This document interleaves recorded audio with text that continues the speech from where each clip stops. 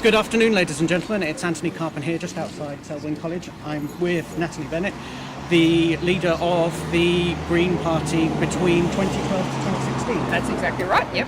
And you've just done a talk with local Greens and local students here. What was it about? We were focusing on Brexit and the environment, although where I was starting was by saying that it's becoming increasingly clear that it is possible that we will not have Brexit, we can stop Brexit. So talking about the need for a ratification referendum, but also about the need to build bridges between people who voted Leave and people who voted Remain, and acknowledge that many of the Leavers voted that way because they felt like they wanted to take back control of their own lives, their own communities, and to say that I think they're absolutely right on that. We've got to look at how we take back control of Westminster rather than focusing on the situation with Brussels. Now, since you were last here in Cambridge, since I last interviewed you, we've had a general election, a snap general election. We did. What's been your observations of British politics really since then, and also the Green Party's experience on the back of what was quite a tough election? It was a tough election for us, although it is worth saying that we actually got our second highest vote that we've ever got in the general election. Our highest vote was 2015 with 1.1 million. This time, I think a lot of people felt like they had to choose. There's some good research from the Electoral Reform Society that shows that 20% of people voted tactically. That again is our electoral system that's forcing people into that situation. But I think where we are now is it's very clear that that election hasn't, particularly with regard to Brexit, but more generally solved anything at all. Labour really didn't talk about Brexit at all, neither really did the Tories, despite the fact that it's looming right on the horizon now.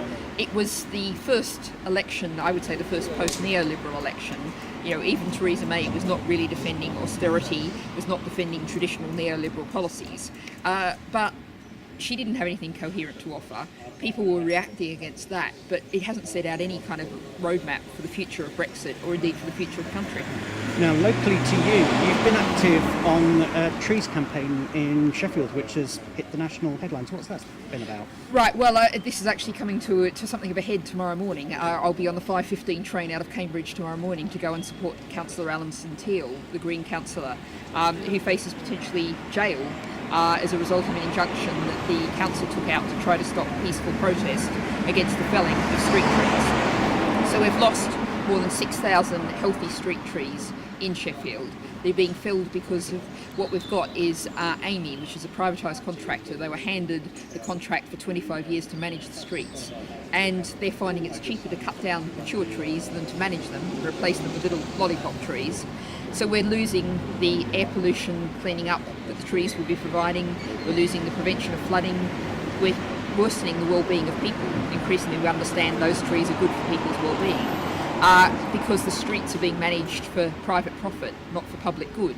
So it's an issue about the trees, but it's also an issue about privatisation and that entirely failed model. Okay. Natalie Bennett, thank you very much. Thank you.